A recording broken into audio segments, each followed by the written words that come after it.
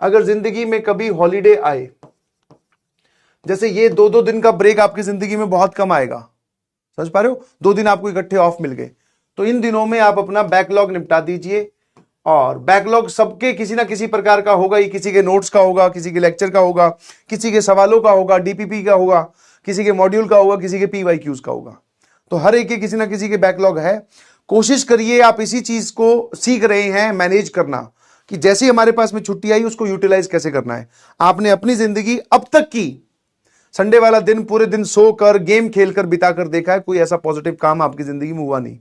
But since this is our first 2 दिन की छुट्टी वाला संडे, तो हमें बहुत पॉजिटिवली इसको यूटिलाइज करना है। मैं फिर बोल रहा हूं, अगर मुझे इस टाइम पे मान लो 50,000 बच्चे सुन रहे हैं, तो सिर्फ और सिर्फ 5,000 बच्चे ये संडे प्रॉपरली यूटिलाइज कर पाएंगे। बाकी 45,000 सोच तो पाएंगे मेरे सामने। सोचने में तो क्या अच्छा लगता है, yes sir we are JEE aspirant and we should use this 2 days holidays to cover backlog, ये बड़ा अच्छा लगता है। बट जब करने की बारी आती है तो भाई ये सर सो लेते हैं 5 मिनट, थोड़ा सा और कर लेते हैं। नहीं भाई, सोना और रेस्ट और ये सारी बातें हम प्रॉपरली करेंगे जब एक बार जेईई एडवांस का पेपर हो जाएगा, ठीक है ना। तो सबकी किसी ना किसी टाइप का बैकलॉग है, कंप्लीट कर दीजिए, है ना। अब जो मैं आपको बता रहा था वो यहां आ जाइए। मैं आपको बोल रहा था कि चैप्टर पहला खत्म हुआ है, थोड़ी सी कुछ ज्ञान की बातें मेरे मन में है जो मैं आपको बता देता हूं, और यही सेम कॉपी पेस्ट चलेंगी आगे खत्म होने वाले सभी चैप्टर्स के लिए। चैप्टर खत्म हुआ है मेरी तरफ से, my responsibility is done, yours is still pending. और वैसे भी चैप्टर खत्म होने के बाद तुम्हारी ज्यादा शुरू होती है, मेरी कम, है ना। समझ में आएगी नहीं समझ में, तुम्हारी ज्यादा शुरू होती है, मेरी कम, क्योंकि मेरा तो हो गया ना basic mathematics complete. Next chapter is quadratic equation, ठीक है ना। Complete notes and revise properly, या प्रॉपरली रिवाइज। देखो रिवीजन एक ऐसी चीज है जो आपको खुद करनी है, तुम्हें बताने कोई नहीं आएगा। समझ में आएगी नहीं समझ में।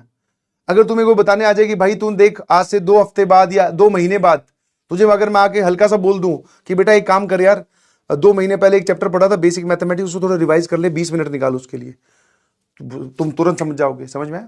तो revision is the only thing जिसको बच्चे सीरियसली नहीं लेते हैं, नोट्स को छोड़कर बाकी चीजों की तरफ भागते हैं। आप किसी भी टॉपर का इंटरव्यू देख लीजिए, किसी भी जो सेलेक्ट हुआ है, वो सब यही बोलेंगे सर हम नोट्स पीवाईक्यू मॉड्यूल डीपीपी इन्हीं के बीच में घूमते रह गए। आपको इससे बाहर जाना ही नहीं है, समझ में।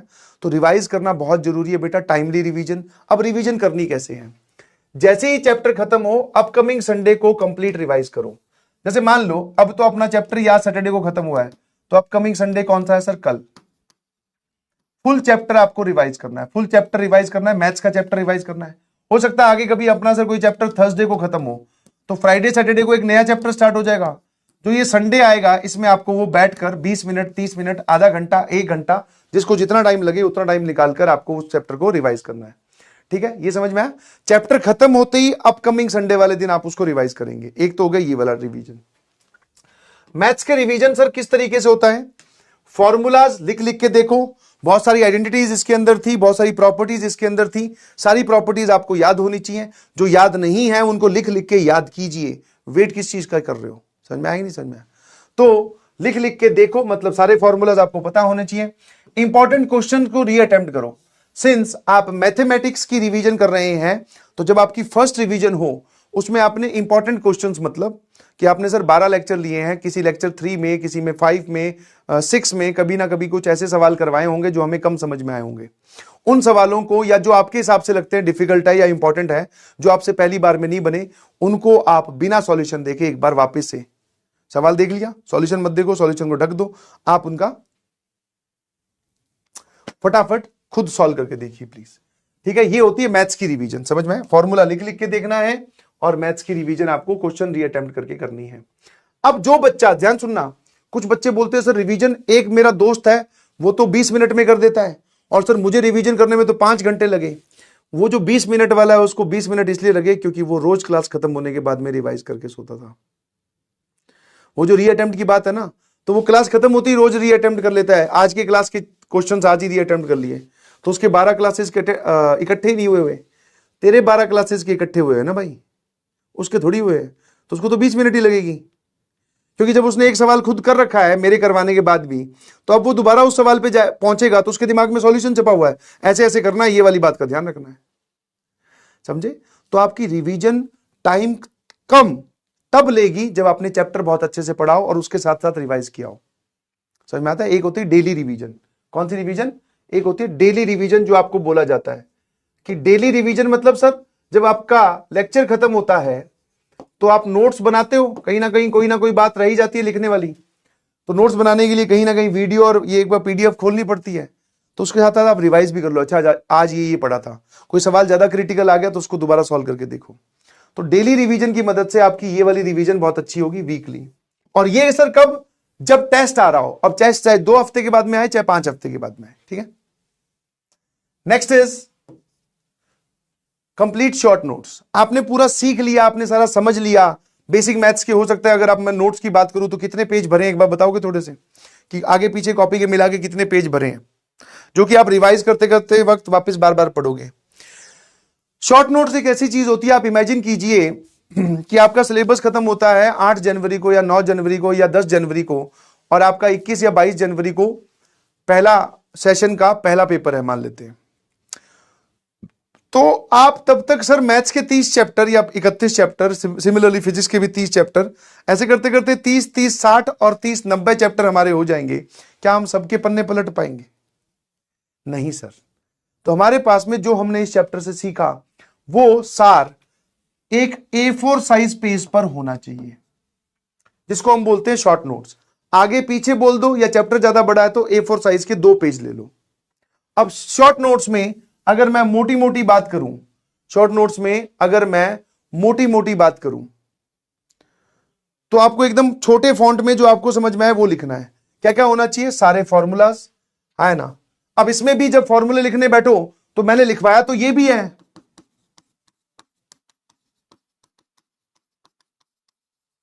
अब एक बच्चा है सुनीता बोलेगी सर मैं तो ये लिखूंगी क्योंकि आपने बोला था सारे फॉर्मूले लिखने हैं शॉर्ट नोट्स में। अरे भाई काम वैसा करो ना, इफेक्टिव काम कीजिए। ये तुझे आता है क्या? बोले हाँ सर। तो मैंने कहा क्यों लिखना है? हमें वहां पर वो चीजें लिखनी है जो हमें नहीं आती है, हम भूल सकते हैं, जो हमारे लिए नहीं है, जो ध्यान रखने वाली होती है, जो हमारे कभी भूल जाते हैं कभी याद आ जाती है। A+B का स्क्वायर लिखवा रखा है, इसका मतलब ये थोड़ी दोबारा लिखोगे। तो सारे फॉर्मूलाज लिखने हैं जो इंपॉर्टेंट हो, जो आपको लगे कि भूल सकते हो। सारे इंपॉर्टेंट टॉपिक्स लिखने हैं। टॉपिक मतलब मैं ये नहीं बोल रहा कि अगर आपके बेसिक मैथ्स के 50 पेज भरे हैं तो सबको 50 पेज को एकदम छोटे छोटे फॉन्ट में आगे पीछे करके आप एक पेज पे ले आओ। नहीं भाई, वो नहीं करना है।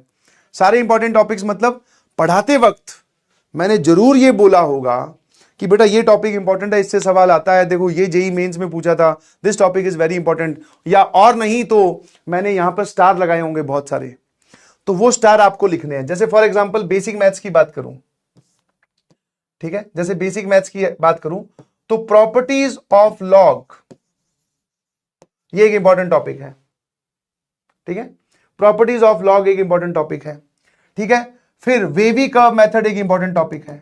तो बस आपने एक टॉपिक की लिस्ट बना ली और ये हमारे पास में सर हमारे कैसे टॉपिक्स हैं सर? ये हमारे स्टार मार्क टॉपिक्स हैं, मतलब कि ये बहुत इंपॉर्टेंट है।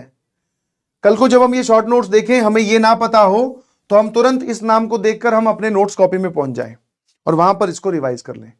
तो सारे टॉपिक्स आपके पास में लिखे होने चाहिए शॉर्ट नोट्स के अंदर। उसके बाद में address solve all important questions, because mathematics is all about question practice. तो address of all important question मतलब कि जब आप इस चैप्टर को पढ़ रहे हो या पढ़ रहे थे, अब तो ये खत्म हो गया, तब आपके सामने अलग अलग सवाल आए होंगे जिसमें आपके दिमाग में आया होगा अच्छा ओ बढ़िया सवाल है सर, ये मन में आया, तो तुमने पक्का एक निशान लगाया होगा। तो या जैसे डीपीपी सॉल्व की होगी, डीपीपी में कोई क्वेश्चन आया होगा, तो सबका एड्रेस मतलब कि जैसे आप बोल सकते हो सर लेक्चर नंबर 3 का स्लाइड नंबर 4 पर, मैं स्लाइड इसलिए लिख रहा हूं क्योंकि मैंने नोट्स नहीं बना रखे, तुमने नोट्स बना रखे हैं तो तुम वो पूरा क्वेश्चन का एड्रेस लिखोगे। एड्रेस पूरा सवाल नहीं लिखना कि लेक्चर 3 में या क्वाड्रेटिक में या बेसिक मैथमेटिक्स में सर ने ये वाला सवाल करवाया था, ये मुझे दोबारा देखना है, ये सवाल डिफिकल्ट था। फिर आप ये भी लिख सकते हो कि डीपीपी नंबर 4 का क्वेश्चन नंबर 5, ये इंपॉर्टेंट है, बढ़िया सवाल है। इनका सिर्फ शॉर्ट नोट्स में एड्रेस लिखा होगा ताकि जब हम शॉर्ट नोट्स पढ़ रहे हैं तो हम इस चीज को देखें और यहां से हम तुरंत उसका सॉल्यूशन देख लें, या फिर हम यहां से तुरंत डीपीपी पे चले जाएं, सिर्फ स्पेसिफिकली वहीं चले जाएं जहां का वो सवाल है। डीपीपी नंबर 5 क्वेश्चन देखा, अच्छा ये वाला सवाल है, क्योंकि ये सब चीजें आपकी इफेक्टिव रिवीजन में काम आती है, टेस्ट से आपको घबराहट दूर करेंगी। समझ गए? है ना? ठीक है। उसके बाद में आप अपना होमवर्क कंप्लीट कीजिए। चैप्टर खत्म होने के बाद में 3 टास्क आपको दे रहा हूं। बोलने को तो सारा ज्ञान मैं आपको बता ही रहा हूं भाई, बट फॉलो करना और रिगरसली फॉलो करना, रिपीटेडली फॉलो करना, डेली फॉलो करना, it is very impossible. But कुछ बच्चे कर ले जाते हैं, जो आपको दिखते हैं ना, फाइनली मेरी रैंक इतनी आई, मेरी रैंक इतनी आई, वो यही सब चीजों को फॉलो करते हैं। ठीक है। अब कंप्लीट योर होमवर्क मतलब इसमें भी 2 वैरायटी एग्जिस्ट करती है ड्रॉपर में। वैरायटी जो ए है वो ये बोलती है कि sir class illustration plus DPP plus PYQs मैं करूंगा। बीइंग ए ड्रॉपर और पीवाईक्यूज पे वो बहुत फोकस करना चाह रहा है, तो मैं स्टूडेंट ए के खिलाफ भी नहीं हूं। Yes, you can do this. आप क्लास इलस्ट्रेशंस जो सवाल कॉपी में करवाए गए, डीपीपीज और पीवाईक्यूज ये लगाइए, कोई दिक्कत नहीं है, चलेगा, बिल्कुल 100% दौड़ेगा। चलेगा क्या? बहुत जोर जोर से दौड़ेगा भी। I am talking about mathematics. Student B ने बोला कि सर मेरे पास मॉड्यूल है और मैं class illustration plus DPP plus module करना चाहता हूं। मैंने कहा वो भी कोई दिक्कत नहीं है।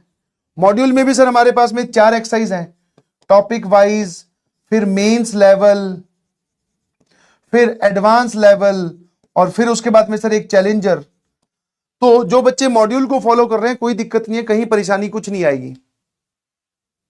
बट हां, एक जगह परेशानी आ सकती है कि आपके लिए 4 एक्सरसाइज है, तो आप एक काम करो, पहले 2 एक्सरसाइज निपटा दो, मेंस लेवल और चैप्टर ये पीवाईक्यूज। चैलेंजर क्या था, इसमें एक एक्सरसाइज और भी है भाई, पीवाईक्यू, है ना? अभी आप एक काम करो, मेंस लेवल और पीवाईक्यूज निपटा दीजिए।